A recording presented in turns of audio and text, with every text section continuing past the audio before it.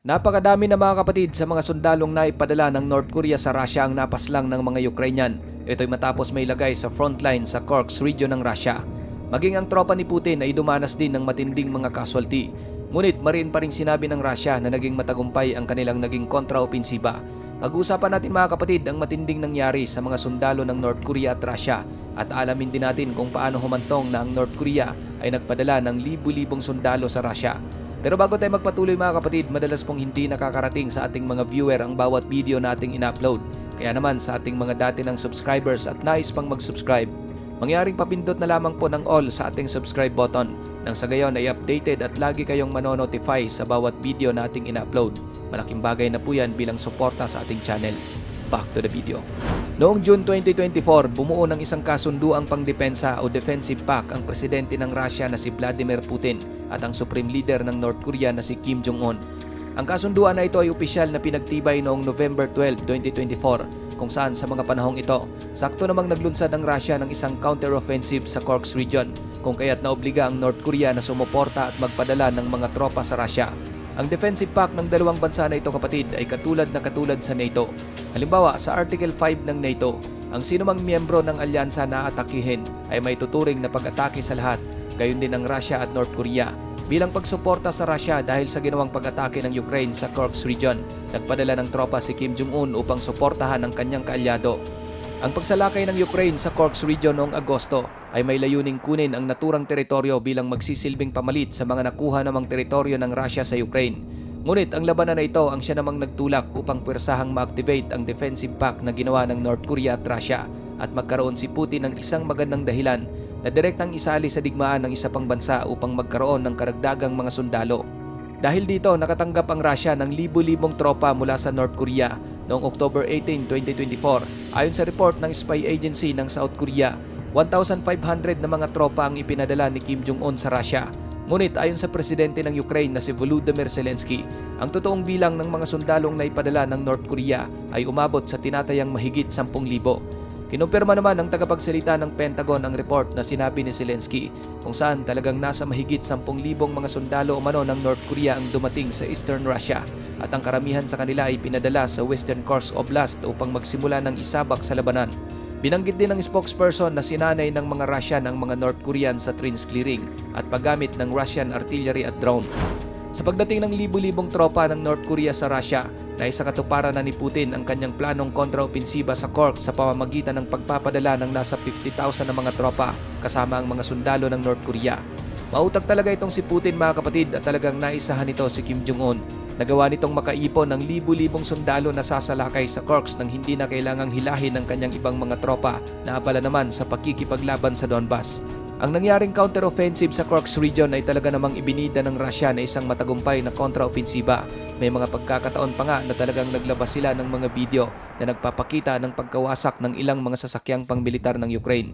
Ngunit ang katotohanan, walang pinagbago ang mga naging taktika ng Russia sa labanan kung saan tulad ng dati, mga baguhang sundalo pa rin ang ipinapadala nito sa frontline gaya ng mga North Korean na talagang kulang na kulang ang ginawang pagsasanay bago isinabak sa isang napakatinding bakbakan.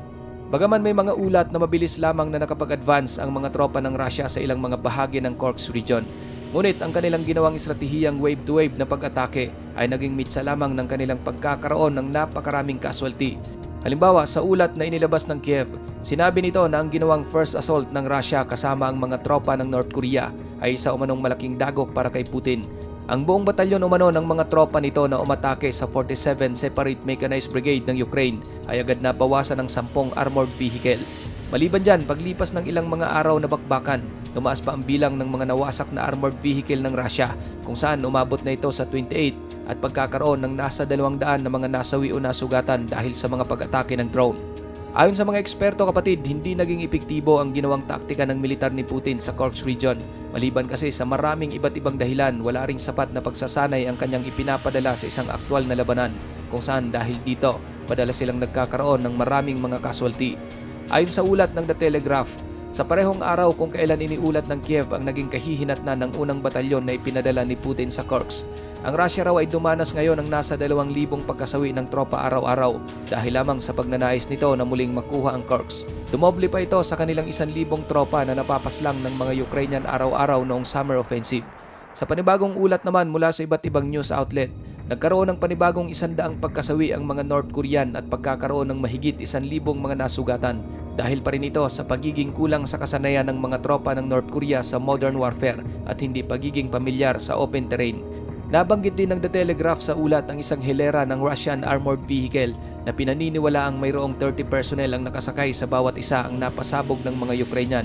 Ang mga sundalong iyon ay mabilis lamang na napaslang nang hindi man lang nagawang formal na makipaglaban. Ayon naman sa claim ng isang sundalo ng Ukraine, ilan sa mga unang bakbakan sa Kursk ay naganap sa isang lungsod na may pangalang Novoivanovka. Marami umano sa mga armored vehicle ng Russia ang napasabog dito ng mga Ukrainian at nasa 300 na mga sundalong Russian at North Korean ang napaslang. Bagaman maraming mga ebidensyang pinakita ang Ukraine sa kanilang mga claim, ngunit mariin pa rin pinagsisigawan ng Russia na naging matagumpay ang kanilang ginawang kontraopensiba. Sinabi pa nga ng kanilang militar na marami sa mga military equipment ng Ukraine ang nahulog sa kanilang mga kamay. Ayon sa pagtataya ng mga eksperto kapatid, ang 2,000 casualty sa panig ng Russia araw-araw ang nagsisilbing pagpapahiwatig na hindi umobra ang taktika ni Putin na magpadala ng napakaraming sundalo laban sa mga Ukrainian. At dahil dito, maaring sa loob lamang ng 4 na buwan na bakbakan, mauubos na ng Ukraine ang pinadalang 50,000 na mga sundalo ng Russia at North Korea. Ayon naman sa pahayag ng Ukrainian President, kayang-kaya umanong durugin ng kanyang mga tropa ang pinagsamang sundalo ng Russia at North Korea, lalo pa ngayong pinayagan na sila ng Amerika na gumamit ng mga long-range missile gaya ng Storm Shadow at ATACMS patungo sa mga target sa loob ng Russia. Simula nitong Agosto, nasa 7,905 na umano sa mga tropa ng Russia ang napatay sa labanan sa Kursk. Hindi pa kabilang ang nasa 12,220 na mga nasugatan at nasa mahigit 700 na mga sumuko at nahuli. Habang patuloy naman na nakikipagbakbakan ng sinasabing 50,000 na pinagsamang tropa ng Russia at North Korea, malamang sa alamang lolobo at dadami pa ng husto ang masasawing sundalo ni Putin at Kim Jong-un, samantalang ang puwersa ng Ukraine ay patuloy namang epektibong dumidepensa at mautak na ginamit ang kanilang mga sandata. Ikaw kapatid, ano ang masasabi mo sa bidyong ito? Para sa iyong opinyon, i-comment mo na yan sa ating comment section sa ibaba. At kung nagustuhan mo naman ang bidyong ito, paiwan naman ako ng like at pasubscribe na rin sa ating munting channel. Maraming salamat sa panonood, hanggang sa susunod na naman nating upload. Peace out!